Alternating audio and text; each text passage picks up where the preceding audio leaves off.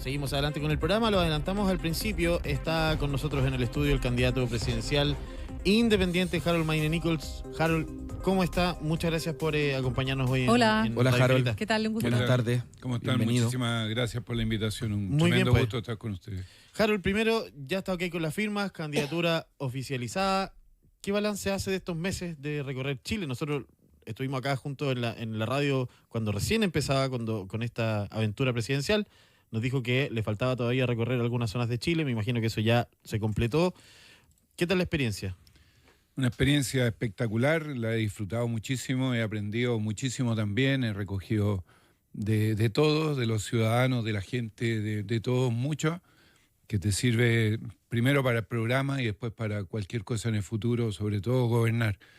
Recorrimos y estuvimos en 85 comunas del país, desde Arica hasta Punta Arenas, y la verdad que en todas partes fuimos muy bien recibidos y eso nos incentivó y nos motivó y nos llenó de energía para seguir adelante en la búsqueda de la firma y ahora en esta candidatura.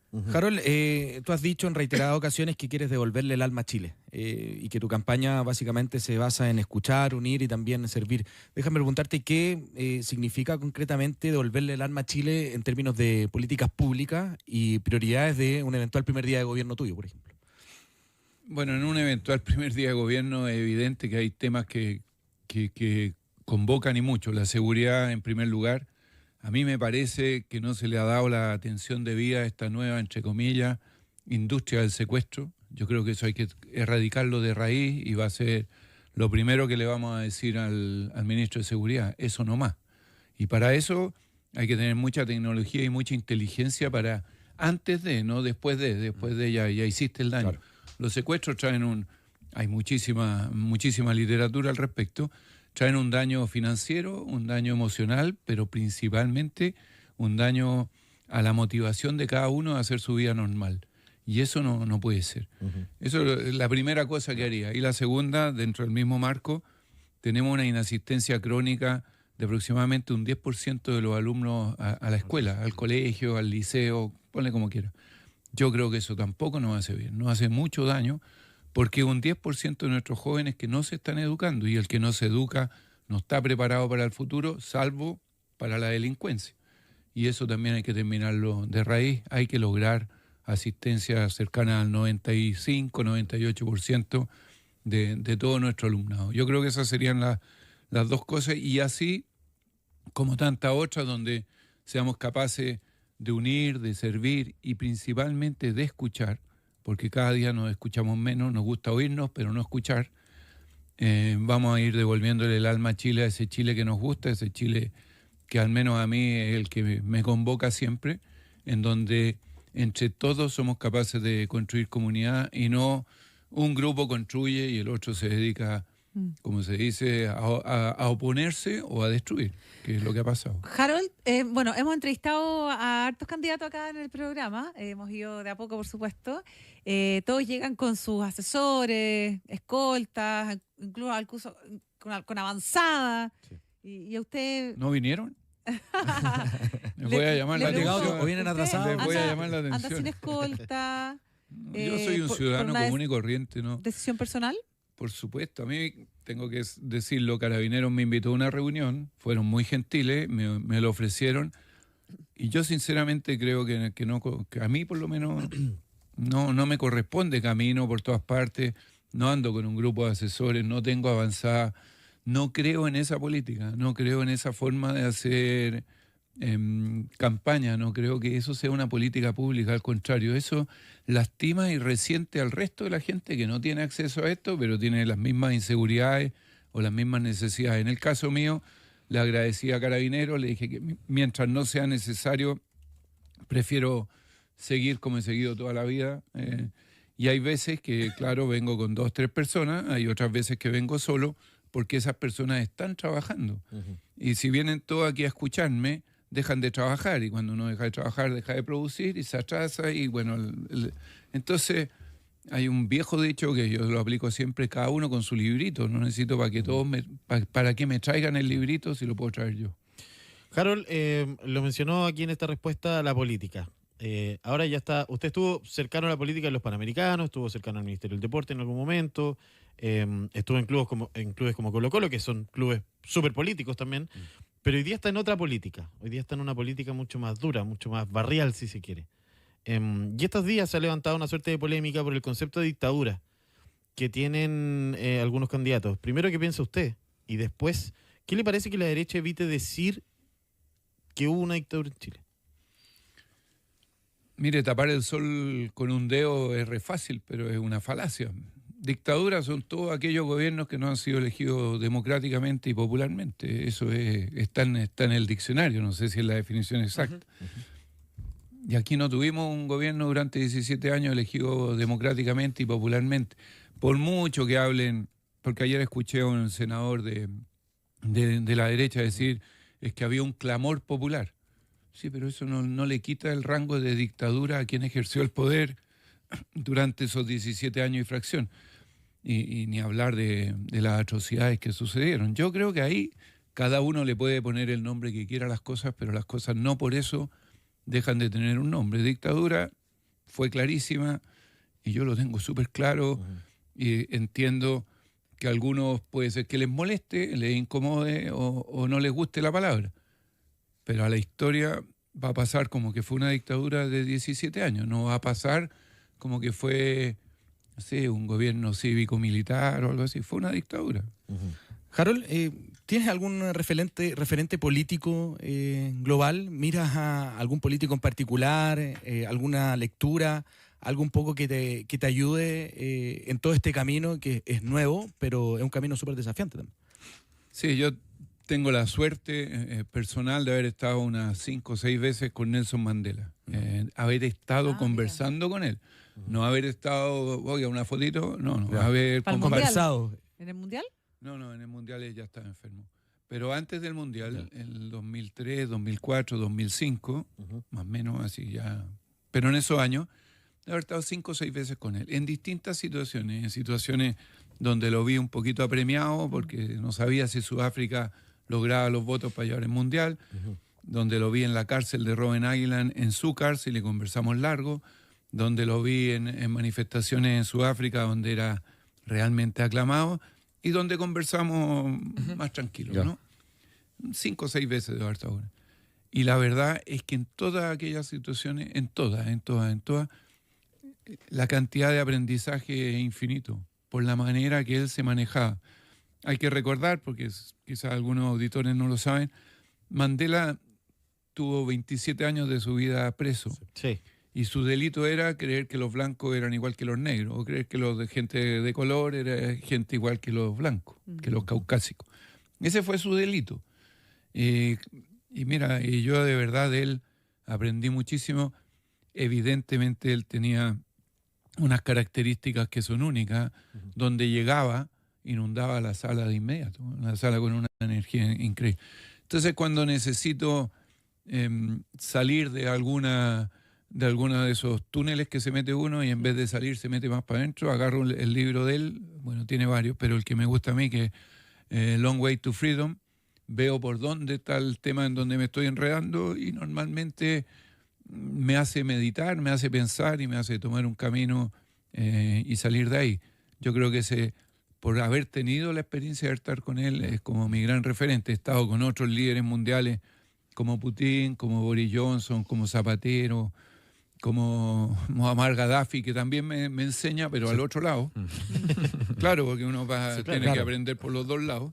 Pero Mandela lejos, el número 1. A propósito de estos referentes que usted menciona, Harold McNichols, ¿dónde está su referente o su domicilio político? En el centro, en la mitad, en recoger lo bueno de un lado y lo bueno del otro lado, en lo que podríamos llamar los moderados hoy día, porque claramente nos fuimos a los extremos y eso no nos hace bien. Ahí está. Hoy día, si tú me dices qué partido... ¿Siento hoy día que el centro, los electores de centro hoy día están abandonados en esta polarización política? Sí, abandonado es una palabra que es muy, muy fuerte, pero de que nadie los consideró, me parece que sí. Me parece que no hubo una consideración especial hacia ellos, pudiendo haberla, porque todos terminaron yéndose a un extremo o al otro, unos más, otros menos, pero el centro, que es la gran mayoría de este país, de acuerdo a lo que nos dicen todas las encuestas, y es lo que la gran mayoría quiere para este país, quedó sin un referente. Ujú. Y eso lo venimos a llenar nosotros. Harold, a propósito de eso mismo y de la polarización y de la importancia del centro, ¿cómo mira usted las otras candidaturas? ¿Cómo ve usted, por ejemplo, que el presidente del Partido Comunista critique abiertamente decisiones que afectan a su candidata, que no solamente es su candidata del sector, es su candidata del mismo partido, como por ejemplo? No dejan de sorprenderme, pero yo no tengo idea cuál es la estrategia que hay detrás. Pues si yo, conociendo la historia del Partido Comunista en el mundo, es difícil que ellos muevan una ficha del ajedrez sin pensar las consecuencias que puede traer ese movimiento. Entonces, no sé, de repente hasta lo pueden hacer para que la candidata esté más tiempo en la prensa de lo que podría estar, digamos, porque genera un debate, genera opinión pública, etcétera. Habría que conocer la estrategia que lo lleva a eso. Ahora, si es algo espontáneo, es muy extraño. Para alguien del Partido Comunista que actúe de manera espontánea, es muy extraño. Harold, ¿cómo miras las encuestas? Porque en base a los números está cuesta arriba el objetivo, ¿no? Pero ¿cuál es tu mirada al respecto? Porque también ahí uno puede ver los resultados y por ahí te puedes desmotivar y todo, pero seguir levantándote día a día, hablando con la gente. ¿Cuál es la mirada que tiene un candidato que está bien atrás en la encuesta? Bueno, yo he jugado al fútbol toda mi vida, he jugado al básquetbol toda mi vida. Iba a decir juego al tenis con mi señora, pero ella me gana muy fácil, así que el ejemplo no resulta. Mi señora no me gana, me da paliza, entonces puedo ir perdiendo 6-0, 5-0, 40-0 sacando ella y sé que no voy a ganar el punto, entonces, pero en todo lo otro da lo mismo, como vaya, voy a seguir luchando por revertir ese marcador, digamos. O sea, y luchar en este caso significa trabajar más, entregar mejores mensajes a la comunidad para que ellos se puedan enterar de lo que queremos hacer. Y finalmente ser capaz de convencer al país de que nuestra opción es mejor, y en eso necesariamente hay que volver a hacer lo que hicimos para la búsqueda de la firma, recorrer todo Sí. Chile y compartir con todo. Usted y todas. mencionaba como prioridad el tema de los secuestros, pero hoy día en la agenda está muy centrada la discusión en torno al empleo. Evelyn Matei dijo ayer en un foro, al que no sé si usted fue invitado o no, No me han invitado a ningún foro. que iban a crear 1 millón de empleos. La candidatura de Kast dice que la realidad habla de 650.000, por ahí. En el tema específico de ese dolor que hoy día enfrenta la sociedad chilena, ¿cuál es su propuesta? ¿El empleo? Ujú. Bueno, nosotros lo tenemos en el programa. Somos un poquito más cautos que los otros programas. Ujú, Nosotros creemos que hay que ir del orden del 500.000 de empleos, ujú. pero con formalidad, no con la informalidad, porque podemos generar más, pero con la informalidad que trae muchos problemas. Hemos estado en algunas zonas del país, sobre todo las zonas agrícolas, y nos encontramos que hay mucho empleo informal, y la misma persona que los contrata dice que después me aparece como gasto rechazado, entonces además tengo una multa, etcétera. Entonces hay una realidad latente, y esa hay que enfrentarla, y nosotros somos más cautos del orden de los 500.000 empleos durante periodo. los 4 años de gobierno. ¿Sí? Harold, usted presentó su programa con propuestas bien concretas, pero decía que, y hacía un llamado a recuperar la confianza en el Estado. Estamos en un momento súper delicado respecto de la confianza en las instituciones, no solamente del Estado, los privados, qué sé yo, pero además, con todo esto de las licencias médicas y lo que viene hacia atrás, también incluye a la clase política, y usted se presenta en esta candidatura como un, entre comillas, outsider, ¿no? Que así se llaman. ¿Cómo se recupera? ¿Cómo se recupera esa confianza? ¿Cómo se logra captar, en este caso, el voto de la gente desde la lejanía de la política? Bueno, yo creo que ahí hay un tema, lo vamos a tener más claro el 17 de noviembre, obviamente, pero yo creo que hay un tema ahí que los análisis previos me parece que hay que confrontarlo después con los resultados reales y ver qué base tienen. Me parece que es un trabajo para un antropólogo, para un sociólogo. Esperemos eso, pero mientras, que para mí está claro, que hemos dejado de escuchar. Eso lo dije al principio, Sí. pero claramente hemos dejado de escuchar. No escuchamos nosotros mismos y a los que quieren escuchar el mensaje que yo quiero transmitir. No hemos dejado de lado absolutamente la posibilidad de unirnos. Al contrario, estamos siempre en bandos separados. Y en tercer lugar, y yo creo que ese es el gran daño que le ha hecho el sistema político en general, no le pongo apellido a nada, el sistema político en los últimos 15, 20 años hemos dejado de servir. Yo siento que ahí nos hemos alejado del servir y estamos más preocupados del obtener. Obtener votos, obtener buenas encuestas, obtener una negociación que me haga bien a mi sector, no necesariamente a todo el país. Y yo creo que esas son las tres variables, los tres verbos que por eso los ponemos ahí: unir, servir y de todas maneras, y el más importante de todo, porque lo siento en la calle, escuchar. La gente quiere transmitirte lo que sienten y que alguien lo escuche y le diga, sí, vamos a ver qué podemos hacer. Con eso se quedan contentos, porque hoy día se nos olvidó, como nos gusta escucharnos nosotros mismos, se nos olvidó ese último verbo. Harold, ya, supongamos que llega a segunda vuelta, resulta vencedor, llega a marzo, hay que armar equipo. ¿Con quién justamente desearías armar equipo? ¿Con quién dialogarías en el Congreso? ¿Quién sería tu ministro de las Express, por ejemplo? Sí, no, a ver, voy a partir por el final. Poner ministro a esta altura me parece que es casi una falta de respeto a quien nombres, porque tú mismo me decías, las encuestas no nos favorecen para nada, entonces para eso hay tiempo. Ahora, ¿con quiénes? Con todos aquellos que quieran, voy a usar la misma palabra, el mismo verbo que use, servir a Chile y no servir a su grupo político o a su movimiento o a su sector, ya ponle como quiera. Hay muchísima gente muy, muy preparada que lo que quiere es servir a Chile. Y se nos han acercado. Hay mucha gente que se nos ha acercado y dice, sabes que a mí me interesa, sabes que yo creo que esto puede ser empezar a hacer un cambio cultural en la forma de hacer política. Yo no estoy en contra de la política. Yo creo que la forma en la que tenemos que volver para atrás, por eso el eslogan de volverle el alma a Chile, hacer política para el beneficio de toda la comunidad de chilenos y chilenas, no de un grupo determinado. Yo cuando, no sé, vino la primaria, gana Janet y dice, nosotros vamos a gobernar para nuestro sector. ¿Y el otro? Y tú escuchas a cualquiera, a Kaiser o a la Evelyn, y te dicen lo mismo. Vamos a recuperar para la derecha, nunca más. ¿Y el otro? Si esto es mitad y mitad.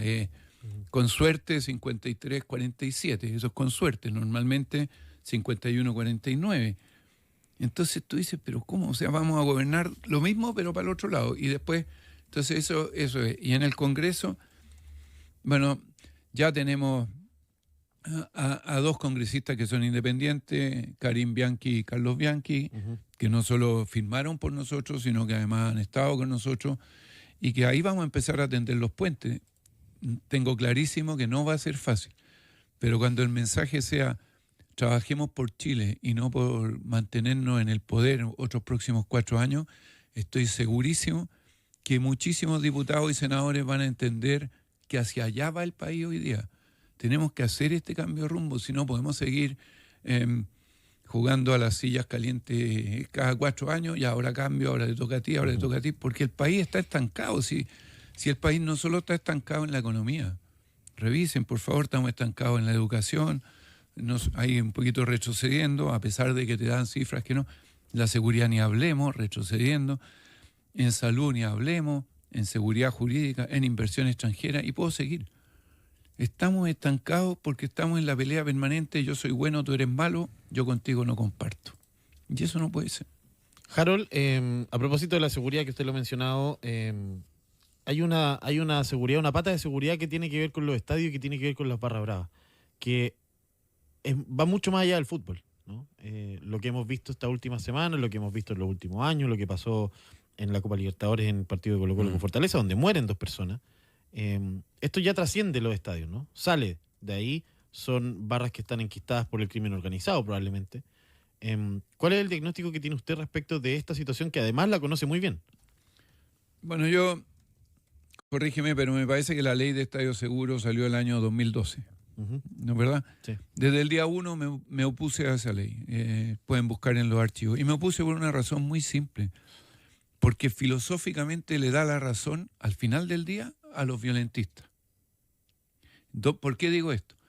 Porque una parte fundamental de la ley era que la autoridad sin ningún criterio objetivo, podía reducir los aforos. Vamos a hablar del estadio, no sé, cualquiera, 10.000 personas. Ellos podían determinar, solo van 3.000 personas. Eso lo conocemos todos, lo vivimos todos. De esos 3.000 personas que van, porque la autoridad así lo decidió, siempre los violentistas están incluidos en esos 3.000. Nunca están afuera. ¿Se las arreglan de alguna manera para entrar igual? Mira, yo estuve en Colo-Colo, los carnets de identidad, los antiguos, no los nuevos, Sí. traían un chip. Los tipos le sacan el chip sin tocar el carnet de identidad. ¿Cómo lo hacen? Magia, no sé.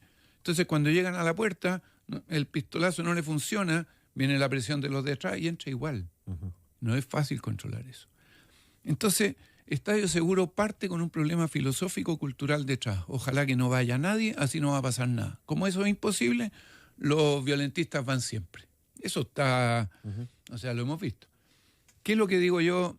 Primero, las barras bravas hay que eliminarlas. No tienen ninguna razón de existir. Yo soy periodista, ustedes saben. Muchos de mis colegas dicen es que ellos le llevan el folclore al fútbol. El folclore nos cobró 2 jóvenes. En Argentina ni hablar lo que pasó. Sí, claro. No, de milagro no estamos Ahí hay levantando folclore vidas. binacional. Claro. No es solo el nuestro. El Exportamos, mismo, además. y ellos también. Y importamos, Entonces, el folclore da lo mismo. Si lo que vamos es a ver un partido de fútbol. Y que sea espontáneo el aplauso, el grito, y hasta las pifias. ¿No es verdad? Que sea espontáneo. Y para eso tienes un solo sistema que ha funcionado en el mundo. Hay uno solo, no hay dos. Tecnología y de punta. En el gobierno del presidente Piñera se compró tecnología de punta. Nadie sabe en qué bodega está guardado. Se invirtieron varios millones de dólares en eso. Nadie sabe. Solo con tecnología de punta. Aquí muchos me dicen, no, pero o en otros programas, sí, pero es que a los guardias le pagan 30.000 pesos. Págale 100.000 pesos, pues a ver si va a parar a ese malandra que viene con todos los de atrás. Págale 500.000 pesos, a ver si se le va a poner encima. Es imposible. Aquí, si no incorporamos obligatoriamente a todos los que hacen espectáculos de deporte profesional controles de acceso con tecnología, que son controles biométricos, el ticket en tu cédula de identidad, y después los controles que correspondan con paletas, no ese caché vacío, ese caché claro, vacío. sí. Meto debajo del zapato 2 cortaplumas y no las ve nadie, ¿no es verdad? Entre los calcetines No, y la ese suela. chequeo que se lo hacen a cualquiera, menos a los barra bravas, se lo hacen a un abuelito, a mí una me lo hacen niña, siempre, pero se lo hacen... no, con eso que te hacen de verdad y que suena cuando claro. hay. Bueno, mientras no incorporemos esa tecnología, sigamos quejándonos. Y a los clubes hay que obligarlo. Entonces van a venir los clubes y van a decir, sí, pero ¿con qué recursos? Bueno, pero es parte del tema. ¿Harold? El Estado subsidiará, no sé. Sí. Perdón. A propósito de lo mismo, tenemos el primer estadio sin reja inaugurado el fin de semana. Maravilloso. Claro, sí, que le quería preguntar a propósito, no salí del tema futbolístico, pero preguntarle respecto del aporte o del cambio que esto podría significar desde el punto de vista justamente de eso, de volver a otro tipo de espectáculo, fútbol familiar, sin barra brava. Bueno, de eso se trata. Eso es lo que han logrado en el mundo, digamos. O sea, mira, hay que revisar un poquito la historia porque se nos olvida. El Mundial del 90 en Italia Sí. se jugó con estadios prácticamente vacíos. Busquen imágenes. Varios son. Venía todavía la secuela mental de la tragedia Heysel el año 86, donde murieron casi 50 hinchas de la Juventus. Todavía los italianos la tenían en la cabeza. No iban al fútbol y estaba con reja. 4 años después, la Copa del Mundo se va a Estados Unidos, todos los estadios sin reja y todos los estadios llenos. Ahí hubo un cambio cultural gigantesco. ¿Y por qué? Porque los controles te permitían eso. Y las sanciones eran terribles. En Inglaterra pasa lo mismo, con otras condiciones. Pero en Inglaterra yo como hincha, estoy en la tribuna, encuentro que el árbitro cobró algo en contra de mi equipo y le grito y me identifican y me sancionan con 4 años sin ir al estadio, porque es una forma de incitar a la violencia. Y así podríamos hacer una larga lista. ¿Qué pasa? Que aquí nosotros, lamentable y dolorosamente, somos muy, entre comillas, permisivos. No, si está bien que grite porque tengo derecho a venir a desahogarme. ¿Y yo tengo derecho a venir aquí al programa a desahogarme? No, pues. Y nosotros, eso que está haciendo Universidad Católica, que es digno de elogio, los estadios que se hicieron para el Mundial Femenino del 2008, todos son sin reja. Y nosotros jugamos, cuando estábamos en la NFP, partidos por la eliminatoria sin reja. Y nunca se le perdió un botón a nadie. El tema es, ¿hay interés real en hacer estos cambios o hay interés real en mantener esta situación Folclórica. anómala, Ajá, sí. este folclore, como dices tú. Sí. Ese es el tema. Yo creo que lo que ha hecho Católica es una demostración impresionante de que las cosas se pueden hacer y se pueden hacer bien. Con inversión y tecnología. Con inversión, con tecnología Con y con plata. respeto, bueno, Con obviamente recursos. con recursos, y con respeto de sus hinchas, porque perfectamente el otro día también pudieron haber Sí. entrado. Sí. Si el respeto tiene que estar, si no, hay valores de vida que siempre tienen que estar presentes y Católica está demostrando que se puede. Bien, pues Harold Maynicol conversando esta tarde con nosotros. Muchas gracias, Harold, por venir al estudio. Gracias, ¿Qué pasaste, Harold, Harold? que te vaya Oiga, muy Harold, bien. a propósito de estadio, usted salió de Colo-Colo con el proyecto estadio ahí medio andando, usted estuvo a cargo de eso. ¿En qué quedó eso? Bueno, yo salí de Colo-Colo del proyecto porque me parece que es incompatible que alguien sea candidato a Sí, presidente sí. de la República y Sí, esté claro. en Colo-Colo. Sí, lo dijo en su momento. Sí, usted. y lo mantengo Obvio, y, sí. y los que lo han hecho a mí no me parece, pero por eso salí, Sí. pero de ahí me desvinculé del tema y bueno, ¿Y en qué etapa quedó cuando usted salió? se presentaron el preproyecto, la maqueta, todos los estudios y había que empezar a hacer el proyecto, ya habíamos empezado a hablar con los municipios para todos los permisos y todo, Sí, sí. pero después desde el partido con Fortaleza se le ha puesto cuesta Sí, arriba Colo-Colo el totalmente, sistema, sí. así que no sé si a mí no me invitaron, no me llamaron más, ni siquiera a preguntarme por razones obvias, Sí, claro. pero me imagino que conociendo a Aníbal, que lo tiene en su mente y ya lo va a sacar adelante. Bien, pues Harold, muchas gracias por haber Gracias, venido Harold. hoy día al estudio. Que esté muy Muchas bien. gracias a usted, un Que gusto. le vaya muy Éxito. bien.